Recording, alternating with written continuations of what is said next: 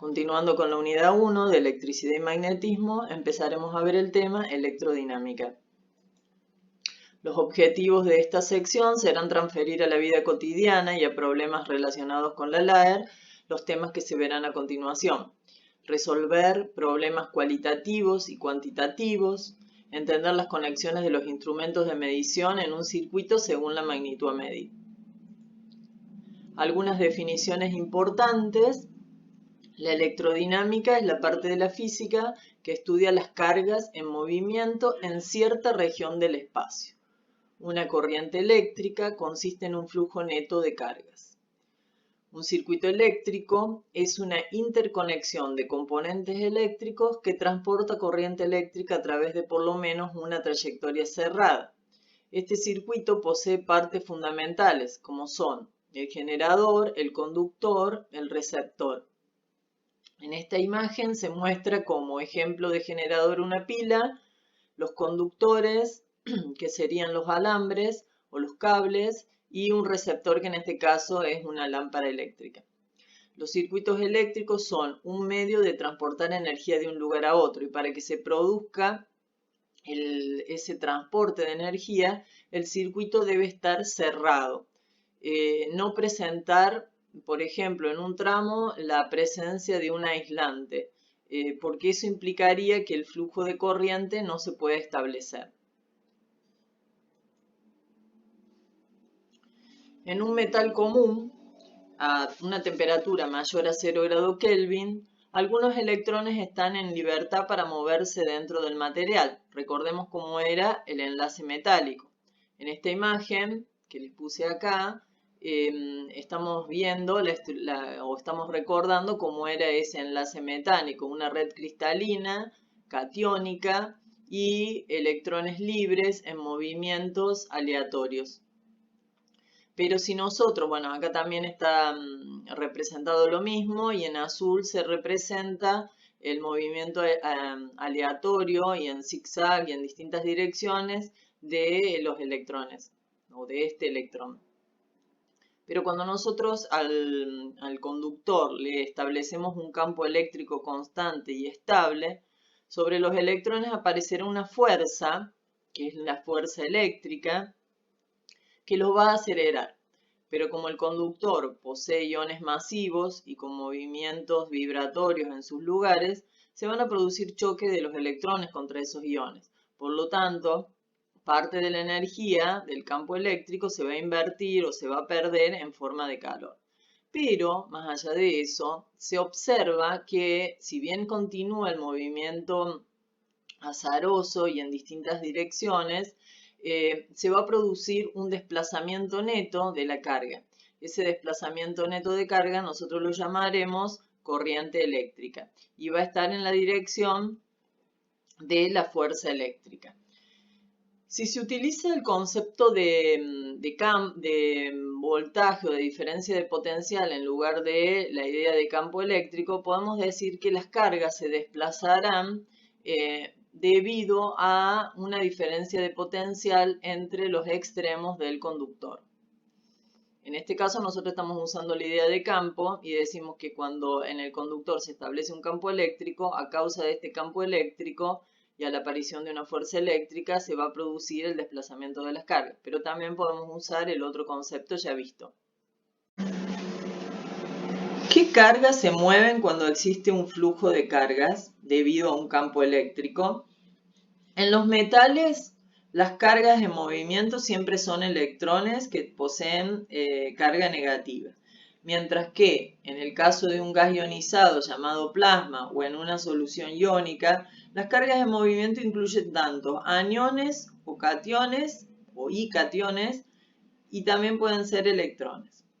En un material semiconductor, como puede ser el germanio y el silicio, la conducción ocurre en parte por los electrones y en parte por el movimiento de las vacantes, también llamada huecos, que son sitios donde se pierden electrones y actúan como cargas positivas en movimiento.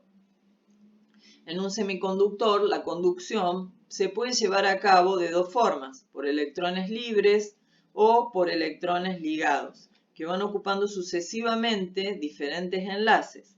El movimiento de electrones ligados genera huecos que equivale al de una partícula de carga positiva que se mueve en sentido contrario al que realmente llevan estos electrones.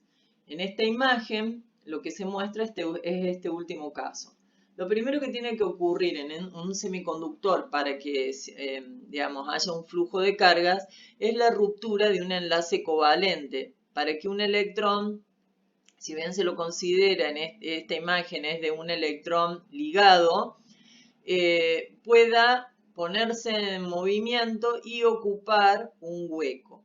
Al hacer el movimiento en este sentido, nosotros podemos considerar que el hueco se mueve en sentido contrario. Y ese hueco se lo puede considerar como una carga positiva que se mueve en el mencionado sentido. Para ampliar el tema de semiconductores pueden visitar esta página que lo desarrolla bastante bien. Hasta finales del siglo XVIII solo se podía conseguir un flujo significativo de cargas, es decir, una corriente eléctrica, descargando un objeto que tuviera muchas cargas, es decir, que estuviera muy cargado. Al estudiar las corrientes eléctricas producidas de esta manera, Franklin asumía que las cargas en movimiento eran positivas. Actualmente se utiliza el mismo concepto y se denomina esto, utilizar esto que había establecido Franklin como sentido de la corriente convencional o sentido convencional de la corriente. Las corrientes se describen actualmente como si consistieran en un flujo de cargas positivas, aun en los casos en que se sabe que la corriente real se deba a electrones, por ejemplo. La corriente convencional va en la misma dirección del campo, es decir, que va, en el caso que tenemos una pila, del polo positivo al polo negativo, es decir, desde el polo de mayor potencial eléctrico al polo de menor potencial eléctrico. Una carga negativa en movimiento se puede imaginar como una carga positiva que se mueve en sentido contrario. Y ese es el sentido que se toma para la corriente convencional.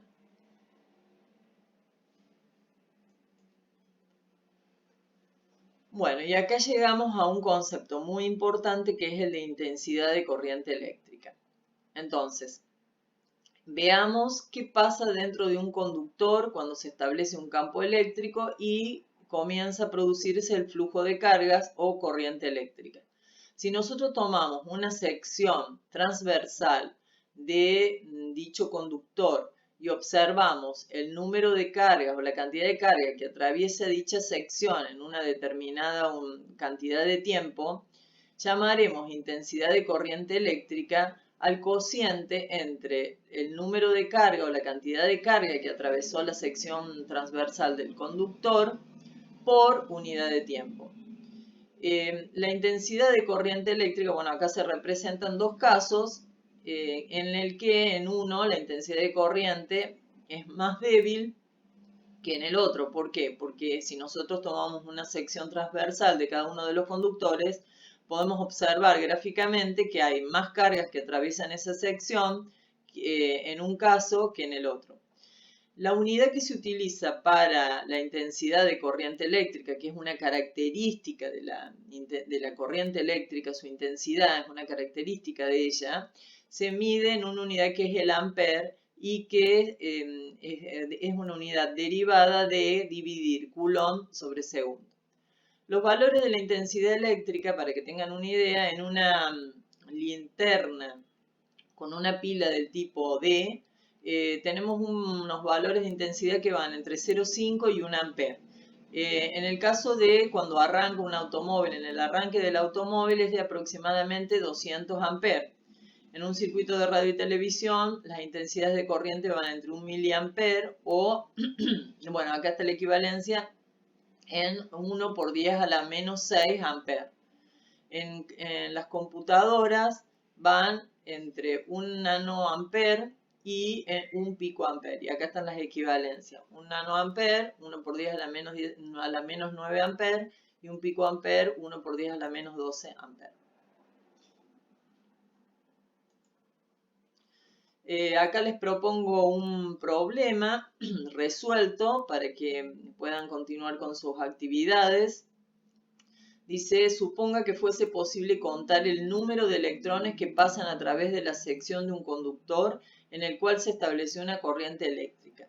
Si durante un intervalo de tiempo de 5 segundos pasan 2 por 10 a la 20 electrones por esa sección, determine la cantidad de carga en coulomb que le corresponde a este número de electrones. Recordar que la carga del electrón es 1 por 10 a la 6 por 10 a la menos 19 coulomb, y la intensidad de corriente en amperes que pasa por dicha sección transversal del conductor, por la sección transversal del conductor. Bueno, lo primero que tenemos que hacer tendría que ser imaginarnos qué está pasando, que el gráfico que representa esto sería este que ya hemos visto en la filmina anterior.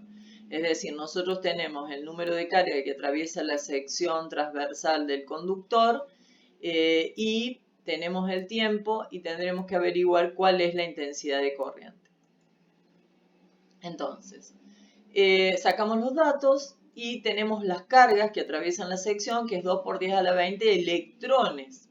Acá tenemos un problema. Nosotros la intensidad de corriente la tendríamos que tener las cargas en la unidad Coulomb, que es una unidad que abarca muchos electrones. ¿Bien? Si no, las intensidades, los números de intensidades darían muy grandes. Entonces, lo primero que tendremos que hacer es convertir esta unidad de carga de electrones a Coulomb. Y eso es lo que les puse acá, hay que convertirlos a Coulomb. Entonces, hacemos ese paso y decimos, si un electrón posee una carga de 1,6 por 10 a la menos 19 coulomb, 2 por 10 a la 20 electrones van a corresponder a 32 coulomb. Y el otro dato que tenemos son los segundos. Entonces aplicamos la fórmula de intensidad de corriente eléctrica, que es lo que me está pidiendo en el punto B, y decimos que es el número de carga por unidad de tiempo. Así que dividimos los 32 coulomb que habíamos obtenido por los 5 segundos, que es el tiempo en el que se midió esa cantidad de carga, y entonces obtenemos el resultado que es 6,4 amperes. ¿Qué significa 6,4 amperes? Que cada un segundo atraviesa en una sección transversal del conductor 6,4 coulomb. Siguiendo con características de la corriente eléctrica, vamos a ver la diferencia entre corriente continua y corriente alterna. Les propongo que vean primero el video que está en la parte superior de la filmina, que ahí lo explica correctamente, y en esta filmina solamente hay una tabla comparativa entre corriente alterna y corriente continua. Bueno, en el caso de la corriente continua, el flujo de carga es desde un polo positivo a uno negativo. Y la mayoría de los dispositivos respetan esa polaridad, es decir, un juguete, por ejemplo, que anda a pilas, no va a funcionar si yo pongo la pila invertida. En el caso de corriente alterna, la corriente, como va cambiando su polaridad todo el tiempo, no es el mismo caso que el anterior. Y va a aparecer en el dispositivo que utilice este tipo de energía, por ejemplo, una anotación que diga 220 voltios y 50 Hz. Eso se refiere a que el voltaje al que viene o al que utilice ese juguete, por ejemplo, es de 220 voltios y 50 Hz hace referencia sí a la corriente y está indicando que cambia de polaridad 50 veces por cada segundo. Estos 50 Hz habla de la frecuencia de cambio de la corriente. Entonces, en la corriente alterna no hay una polaridad definida porque todo el tiempo está cambiando. Solo existe una diferencia de potencial o tensión entre ambos cables y uno es denominado vivo y el otro neutro y no positivo y negativo. Y los artefactos que funcionan con este tipo de corriente en general funcionan igual aunque se inviertan los cables. La corriente alterna se puede transformar fácilmente en corriente continua. La corriente continua también, pero cuesta más hacer la transformación. La corriente continua es, por ejemplo, la que se utiliza en los automotores, en los teléfonos celulares y en otro tipo de artefactos que funcionen con pilas y baterías para que identifiquen cuáles son los casos de aplicación de la corriente continua. Mientras que la corriente alterna en general es la que nos provee la empresa de energía eléctrica de nuestra localidad y es la que está en los enchufes, digamos, en las tomas corrientes de nuestras casas. La corriente continua tiene una debilidad que es que baja su tensión a medida que se traslada a largas distancias. No ocurre lo mismo con la corriente alterna. Y otra cosa importante que me parece que es interesante es que el que propone en la historia, digamos, de la electricidad, la utilización de corriente continua, es Edison con su máquina que la genera, que es el dínamo, y el de corriente alterna, es el que la defiende, la utilización de corriente alterna es Tesla. eh, y bueno, y que en la historia se estableció una disputa entre ambos científicos. Después, bueno, si les interesa pueden ampliar el tema. Los efectos de la corriente eléctrica. Cuando circula corriente por un conductor, se presenta el efecto magnético, es decir, alrededor de ese conductor se produce un campo magnético similar al que hay alrededor de un imán.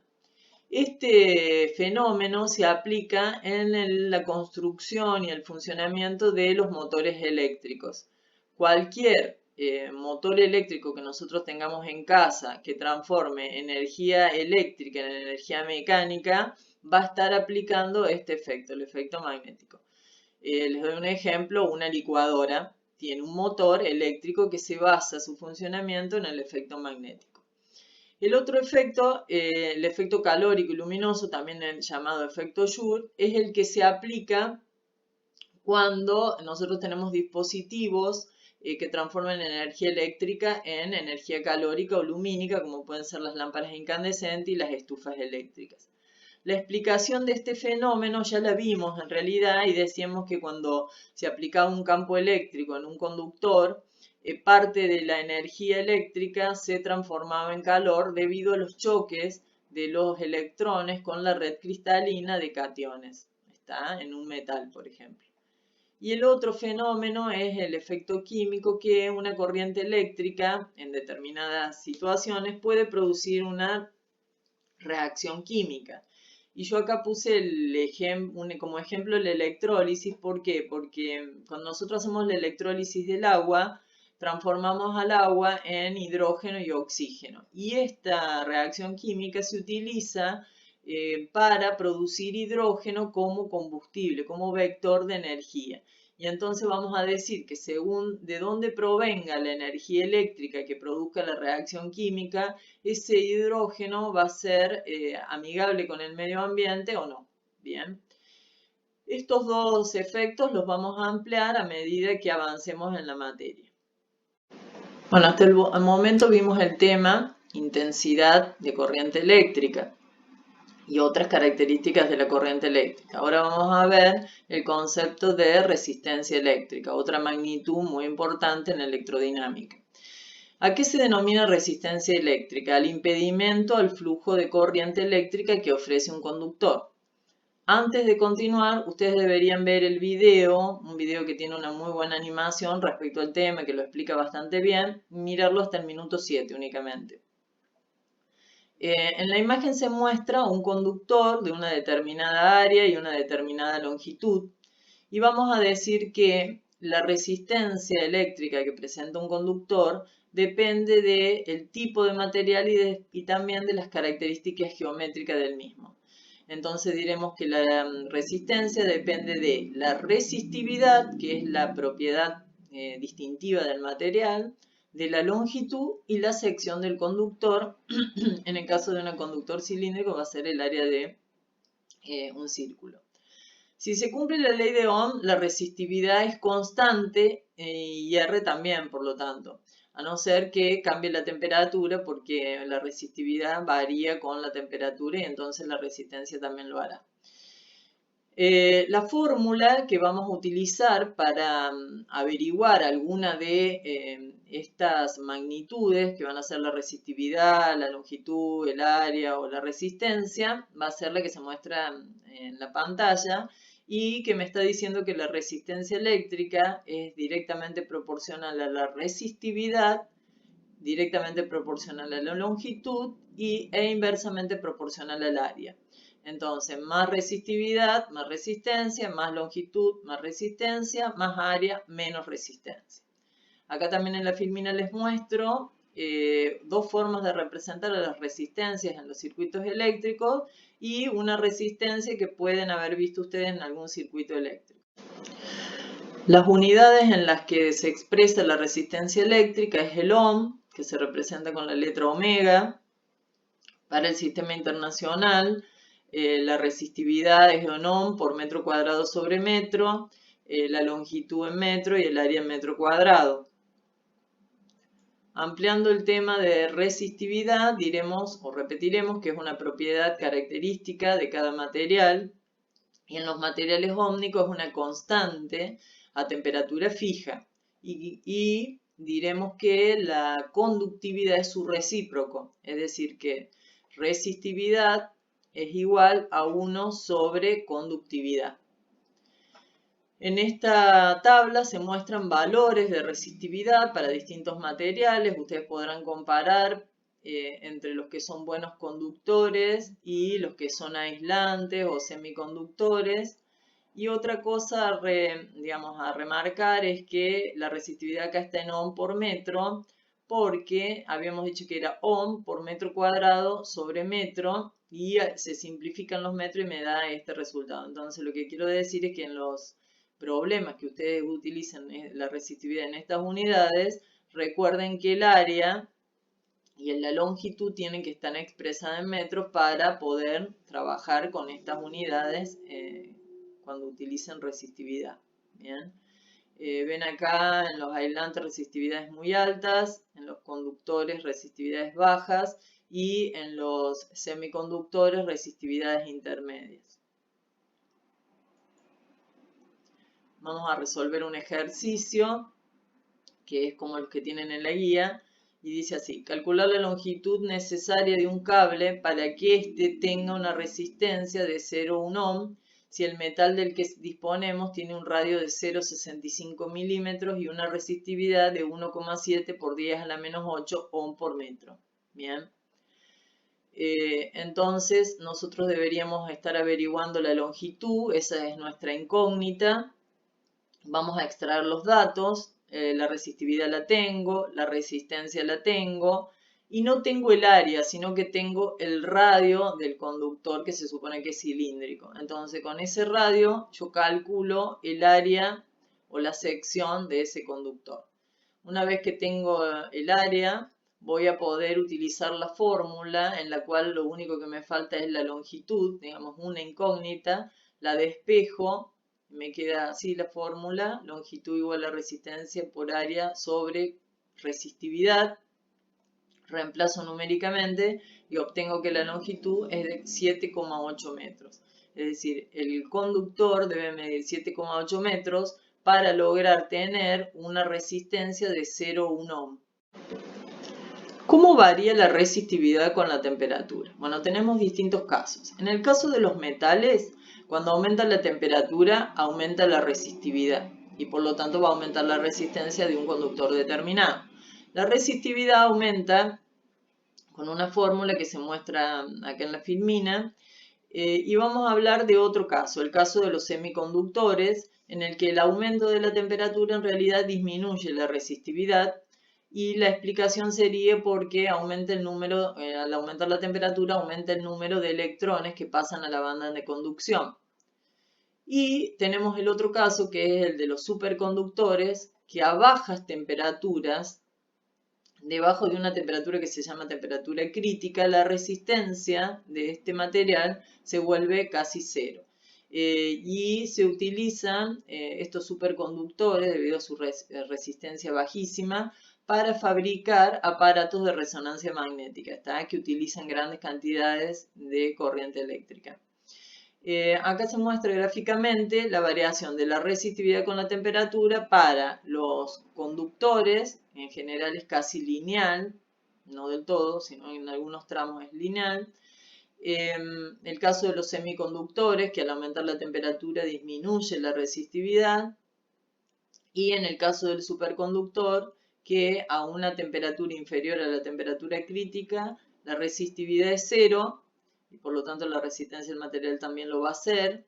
Y luego hay un crecimiento en la resistividad para esa temperatura crítica y luego se comportan como los metales comunes.